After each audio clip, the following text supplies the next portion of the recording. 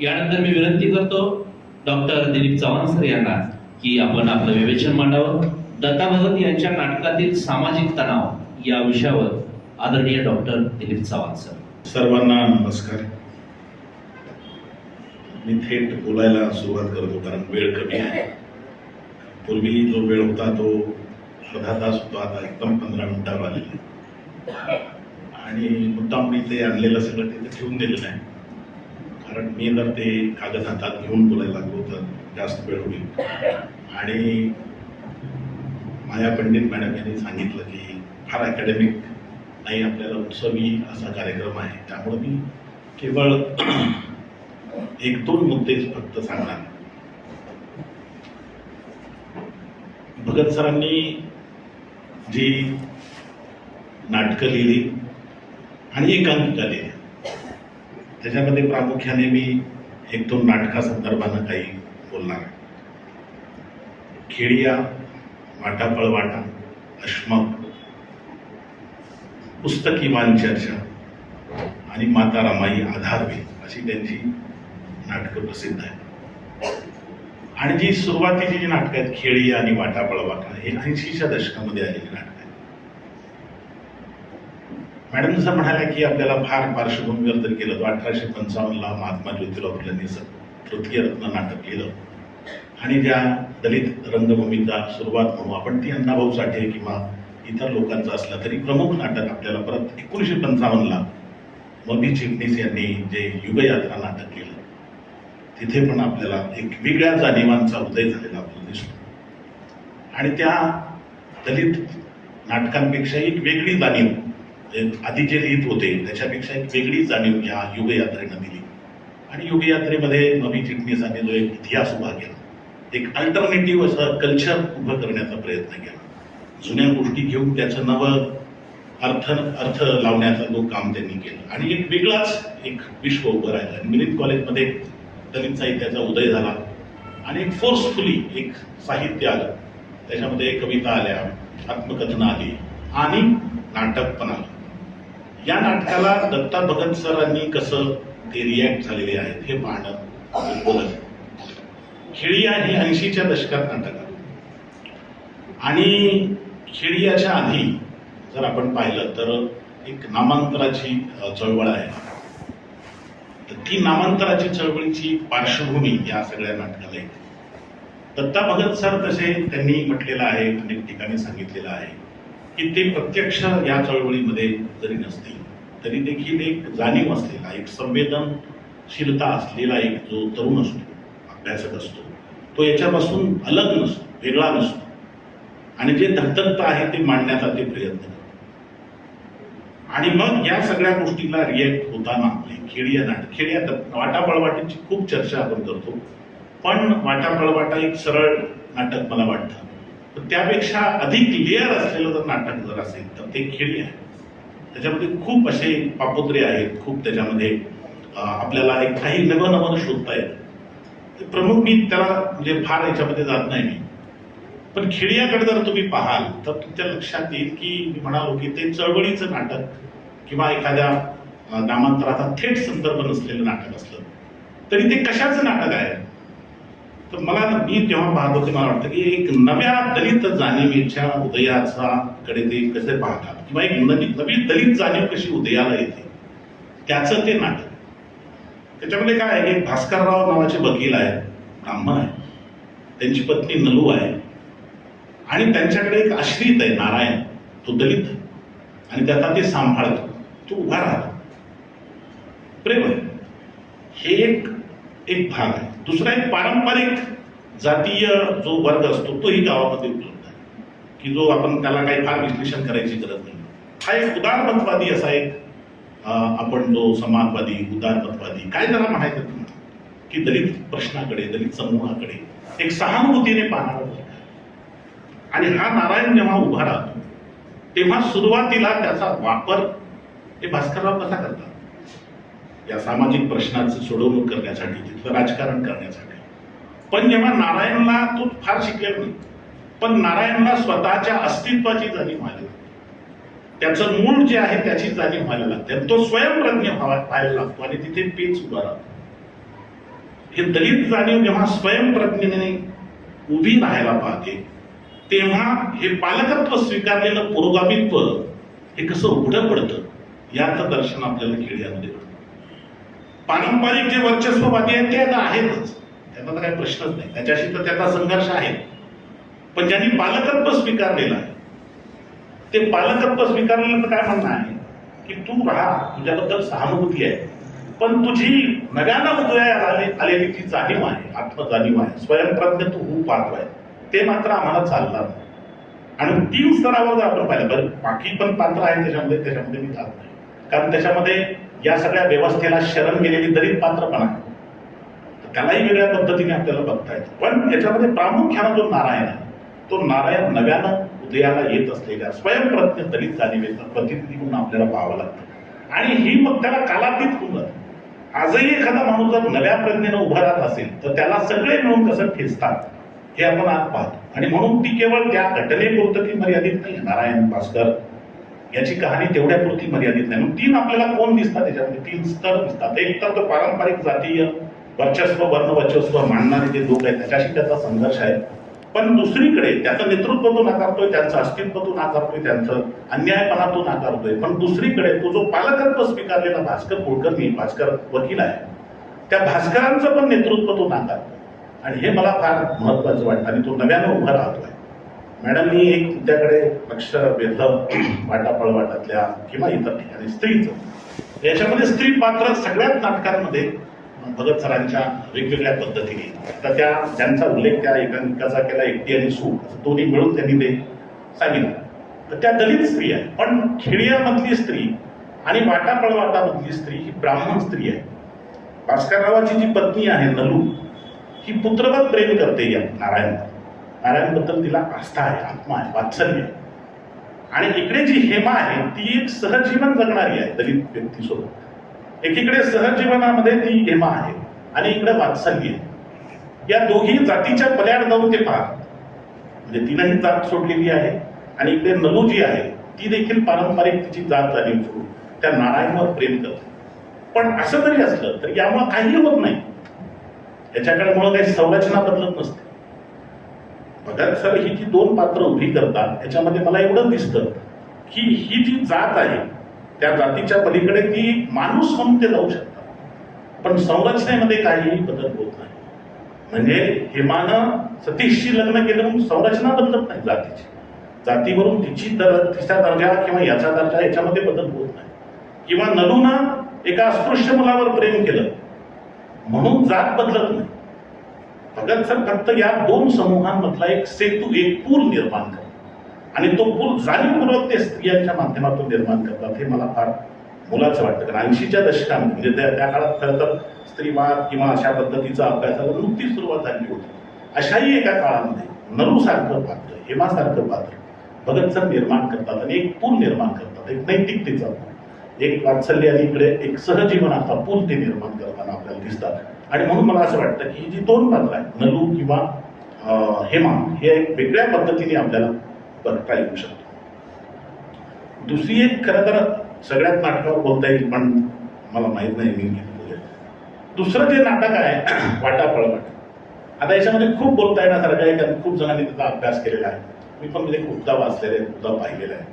पण मग त्या याच्यामध्ये न जाता, कारण आपण सगळेच प्रयोगशील असे लोक, परफॉर्मिंगवाले लोक, आपण फार अकॅडमिकमध्ये न जाता, मला मुद्दाम मी माध्यमाचा विद्यार्थी, मी जेव्हा भगत सरांचं नाटक हे पुन्हा पुन्हा पाहत होतो तर ते बाकीचं जे आहे की 3 पिढ्या आहेत, 3 पिढ्याचा संघर्ष आहे, काका आहेत, सतीश आहे, अर्जुन आहे आणि हा संघर्ष त्यांनी मांडलेला आहे. खरं तर एकाच वेळेस त्या 3 पिढ्या एकाच पिढी अस्तित्वात असू शकतात. एकाच म्हणजे पिढीमध्ये सुद्धा हे 3 प्रकारचे लोक असतात. अशा वेगवेगळ्या पद्धतीने पाहतात. पण तो मुद्दा नाही माझा. तो जो काही इश्यू आहे त्या इश्यू पुरतं नाही. कुठलंही नाटक जे आहे ते कालातीत होण्यासाठी त्याच्यामध्ये काही एक मूल्य असावी. आणि म्हणून मला मी जेव्हा तेंडुलकरांनी भगत सरांबद्दल लिहिलं वाचलं की तेंडुलकर म्हणाले की मी असंच नाटक लिहितो, भगत सर पहिल्यांदा ठरवतात काय सांगायचं ते आणि मग ते लिहितात.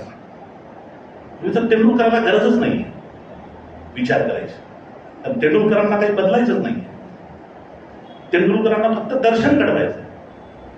त्यांना हिंसेचं दर्शन घडवायचं. हिंसक कसा माणूस असतो आणि माणूस काही चांगला नसतो आणि त्याच्यामध्ये त्या प्रवृत्ती असतात. चांगुलपणा पण त्याच्यामध्ये असू शकतो, पण मूलतः त्याच्यामध्ये हिंसा असू शकतो. हिंसेचं दर्शन घडवतो आणि म्हणून पेन टेकवली आणि लिहिण.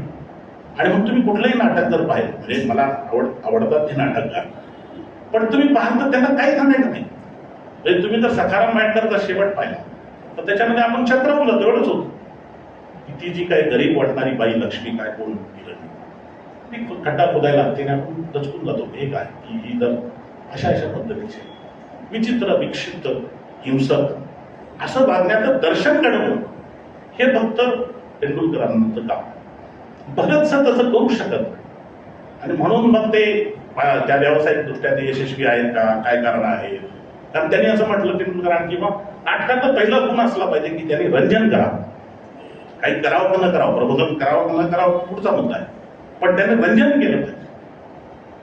भगतसिंगांची नाटकं पाहिल्याच्या नंतर आपल्याला वाटतं की त्याच्यामध्ये प्रबोधन किंवा एक बदलाची एक असोशी त्यांच्या सगळ्या नाटकांमध्ये एकांमध्ये भरून पावलेली आपल्याला दिसते. आणि त्याच्यासाठी मग यश मिळतंय का नाही मिळतंय, त्याचे प्रयोग होतात का नाही होत आहेत, याची कधीही ते पर्वा करीत नाही.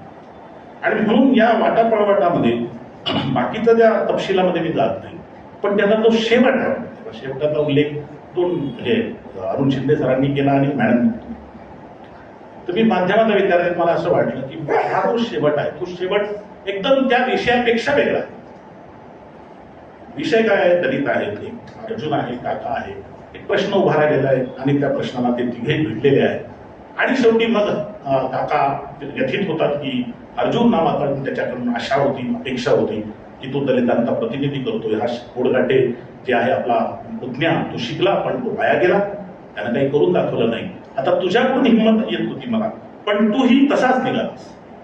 आणि मग दलित चळवळीचं विश्लेषण की बाबा भंडारे गेले, अमुक गेले, तुमुक गेले, रुपवते गेले, दादासाहेब गेले आणि मागे उरला चिखोर.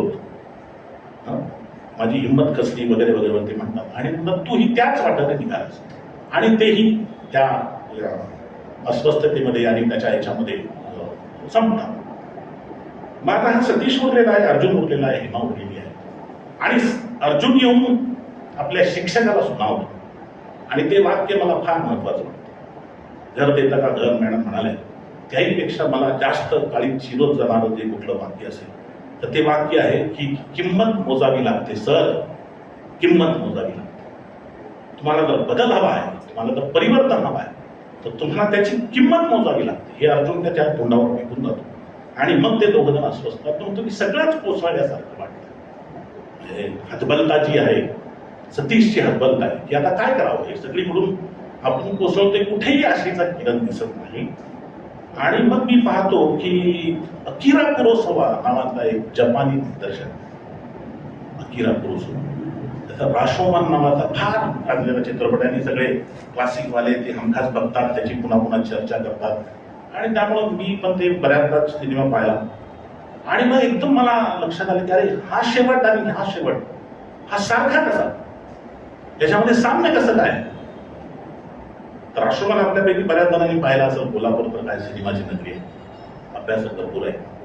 राष्ट्रमानमध्ये ही एक घटना घडलेली आहे आणि त्या घटनेचं पाऊस खूप कोसळतो आहे. जुनं गेट आहे आणि त्या गेटवर हे बसलेले आहेत काही लोक आणि ते चर्चा करतात. तर काही विषय नाही, पाऊस थांबण्याची वाट पाहिजे. तर एक घटना घडलेली की एक वाट सुरू आहे किंवा एक सैनिक आहे, तो आपल्या बायकोला घेऊन जातो आहे आणि एक लुटारू येतो आणि त्यांच्यामध्ये झडप होते आणि त्याच्यामध्ये तो त्या जो सैनिक आहे त्या सैनिकाला मारतो, हिच्यावर बलात्कार करतो. आणि मग यांना उभं केलेलं आहे न्यायालयामध्ये आणि न्यायालयामध्ये साक्ष होते. तर ती साक्षीचा तो सैनिक, मग ती बाई वेगळी साक्ष देते, तो जो ताजो मारो आहे तो वेगळी साक्ष देतो, जो गुंड आहे किंवा तो लुटारू आहे. आणि मग तो मेलेला जो व्यक्ती आहे त्याची आत्मा बोलून त्याच्याकडून बोललं जातं, ज्यानं पाहिलंय ते वेगळ्या पद्धत. अशी ती कथा आहे, म्हणजे सत्य नेमकं काय असतं अशी ती कथा. आणि ही सगळी नॅरेशन झाल्याच्या नंतर पाऊस थोडासा निथळत असतो आणि त्यावेळेस ते म्हणतात की कशावरच विश्वास ठेवावा, कुणावर विश्वास ठेवा. जसं सतीश बोललेला आहे हताशपणानं, तसाच ते म्हणतात की आता कुणावर विश्वास ठेवावा. हे सगळं असं जर असेल, हे वास्तव असेल, असं जर असेल, कुणी कुणाबरोबर भरोसा नाही, कोण कुणाला मारेल, कोण नाही. आणि ते निराश होत बसलेले असतात. तेव्हा मागे एक बाळ रडण्याचा आवाज येतो आणि तिघेही धावतात. एक असतो सामान्य माणूस, एक कॉमन नागरिक आहे, एक आहे लाकूड तोड्या की ज्यानं त्या प्रत्यक्ष पाहिलेला आहे, त्याला काही सापडलेला आहे, तो लाकूड तोड्या आहे. तिसरा एक बौद्ध भिक्खू आहे. हे 3 माणसं तिथे असतात आणि ते तिघेही पळत जातात. तर तो सामान्य नागरिक आहे, ते सगळे वस्त्र गोळा करतो आणि तो पळून जाण्याचा प्रयत्न करतो. लाकूड तोड्या त्याला पकडतो आणि त्याला म्हणतो, किती स्वार्थी असतो, बाळाचे कपडे घेऊन चाललो. त्यावेळेस तो सामान्य माणूस म्हणतो, स्वार्थी कोण नाही, स्वार्थी कोण नाही, तूही स्वार्थी आहेस. तुझी गोष्ट सांगायला लागले तर त्याच्यामध्ये एक जो चाकू होता आणि त्याला एक हिरा लावलेला होता, तो सापडत नाहीये. आराम करा, तूच नेलास, तू चोरलेला आहेस आणि तू सांगत नाही. त्यावेळेस तो वरम. मग बौद्ध भिक्खू काय करतो, तो मुलगा जो आहे तो जवळ घेतो, हातामध्ये घेतो आणि काही क्षण जातात. तो लाकूड तोड्या म्हणतो, लाकूड तोड्या त्या बौद्ध भिक्खूकडे जातो आणि तो बाळ घ्यायचा प्रयत्न करतो. त्यावेळेस बौद्ध भिक्खू उद्विग्न होऊन म्हणतो की अरे एवढं तर राहू द्या, हे तर राहू द्या. त्यावेळेस लाकूड तोड्या म्हणतो, तसं नाही, माझ्याकडे आधीच 5-6 मुलं माझ्या कुटुंबामध्ये आहेत, हे एक मूल मी घेऊन जातो, मला काही जड होणार नाही. आणि त्यावेळेस बौद्ध भिक्खू म्हणतो की आता माझा माणुसकीवरचा विश्वास तुझ्यामुळं जिवंत राहील, तुझ्यामुळं आता माझ्यावर माणुसकीचा विश्वास जिवंत आहे. इकडे जर तुम्ही पाहाल तर इकडे ते म्हणतात की काहीही नाही, आता सगळं संपलेलं आहे. त्यावेळेस हेमा म्हणते, आणि हे हेमा म्हणते हे फार महत्वाचं आहे. हेमा असं म्हणते की असं का करतं, की असं काही बिघडलेलं नाही. अर्जुनला जर वाटलं असतं तर अर्जुननं सोनल, ती आता तुम्ही नाटक पाहिलेलं आहे, की सोनल ही जी दासराव गुरुजीची मुलगी आहे, ब्राह्मण मुलगी, त्याच्यावर याचं प्रेम आहे, तिचं याच्यावर प्रेम आहे, पण तो व्यक्त करू शकत नाही, कारण त्याला माहित आहे की याच्यामधून पुढं काही फार निष्पन्न होणार नाही. अशा वेळेस ती हेमा असं म्हणते की जर वाटलं असतं अर्जुनला तर अर्जुननं तिचा सूड घेतला असता दंगलपेठीने, पण तसं न करता अर्जुननं तिला घरी नेऊन सोडलेलं आहे, सुखरूप घरी नेऊन सोडलेलं आहे. हे तुम्हाला मुलाचं वाटत नाही का? आणि हा जो माणसामधला चांगुलपणा आहे, त्या चांगुलपणाचा निर्देश हेमा करते. मी परत म्हणतो की हेमा करते मुद्दाम आहे. आणि सतीशला ती सांगते आणि सतीश कन्व्हिन्स होतो आणि सतीश म्हणतो की हा अंकुर आता आपण जपायला.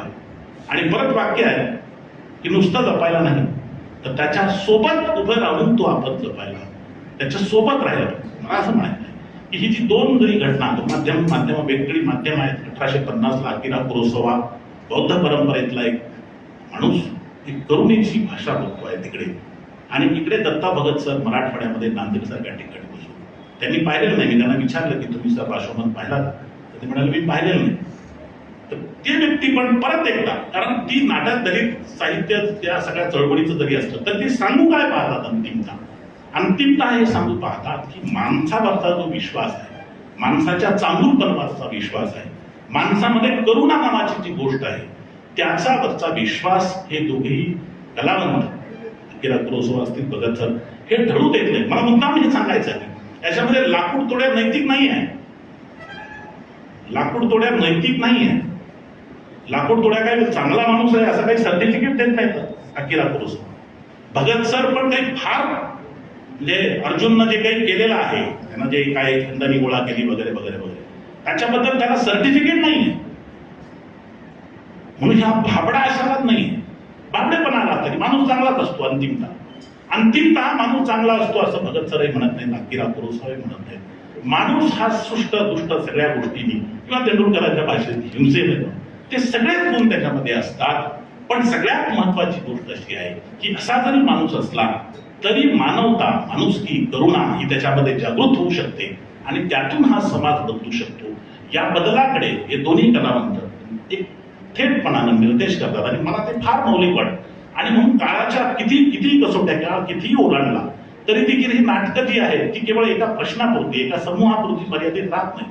आणि दलित नाटक हा मला सतत वाटत आलेला आहे की ती व्यावसायिक नाटकं पाहतो त्याच्यामध्ये दलित पात्र नसतं. ते कशाची समाजाची नाटकं आहेत, ते कशाची सामाजिक नाटकं आहेत. पण दलिताचं जर नाटक पाहिलं त्याच्यामध्ये सर्वची पात्र आहेत, दलिताची पात्र आहेत, म्हणजे समाजाची पात्र आहे. कशाचं दलिताचं नाटक? हे छोटं नाटक आहे ज्याच्यामध्ये सगळा समाज येतो, ते दलितच नाटक आहे. सगळा गाव येतो त्याच्यात, सगळं शहर येतं त्याच्यात.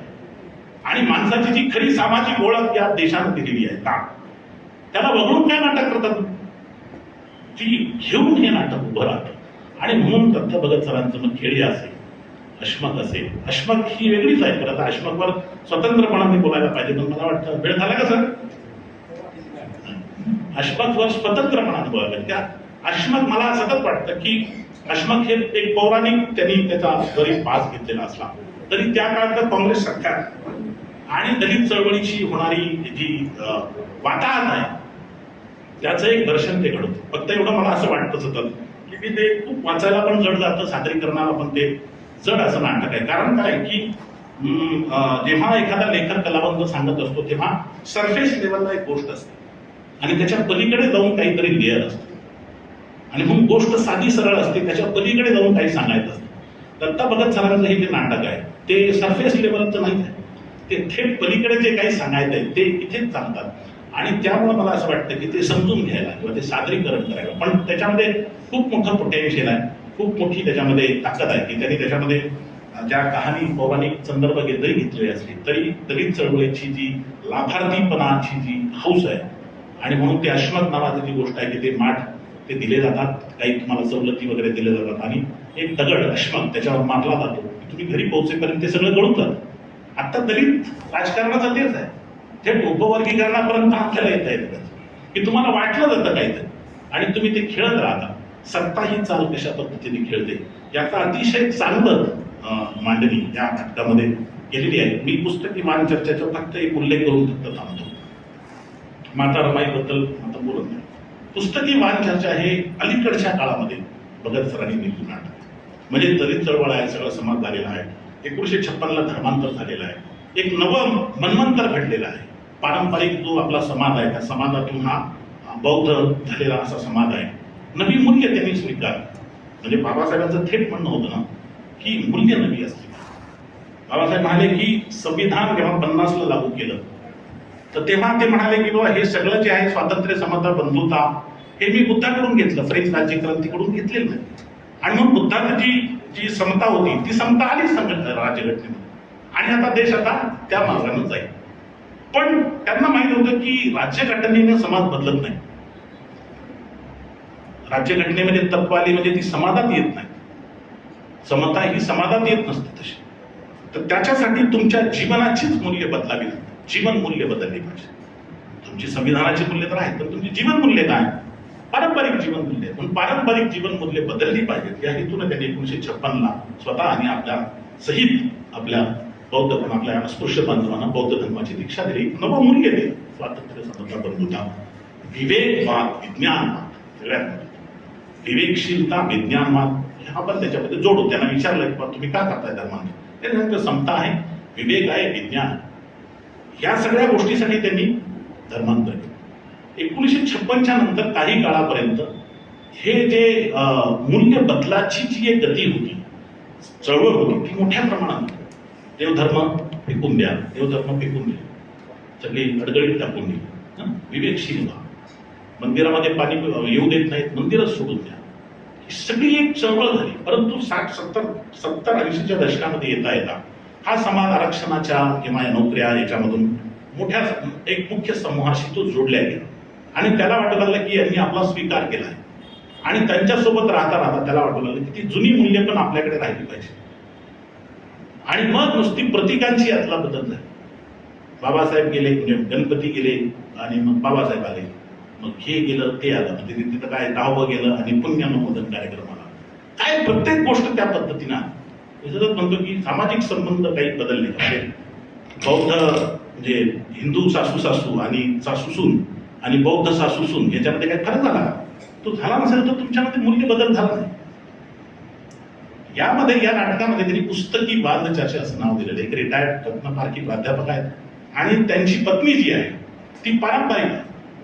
तिच्यामध्ये ते सगळे जे परंपरेचे जे सगळे अवशेष आहेत ते टिकून आहे आणि त्याच्यामधून तो संघर्ष उभा. तो कथाकार आहे की तो एकीकडे फुले आंबेडकर बोलतो, विज्ञानवाद बोलतो, सामाजिक परिवर्तनाचं बोलतो आणि पत्नी मात्र घरी या पद्धतीनं वर्तन करताना दिसते.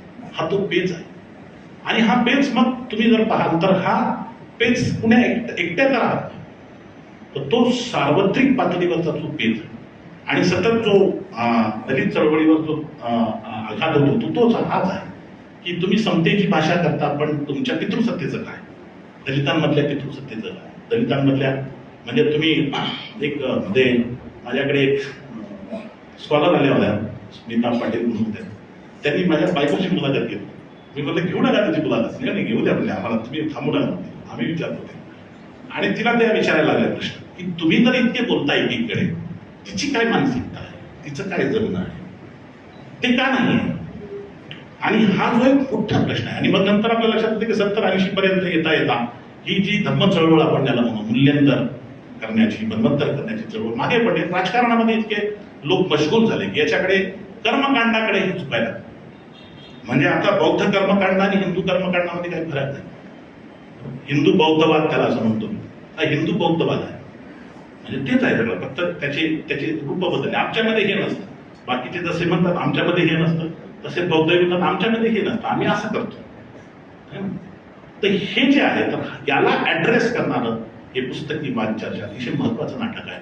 आणि त्याच्यामध्ये त्या संवेदनशील प्राध्यापकाची की त्याला ते मूल्य बदलायचं आहे. आणि ते त्यांनी दुसरं पण उभं केलं की असे पण लोक आहेत की त्याला काही त्रास होत नाही, की असे न्यायाधीश आहेत की ते आपले वडील आल्याच्या नंतर ते म्हणतात की आमच्या गावाकडचा माणूस आहे.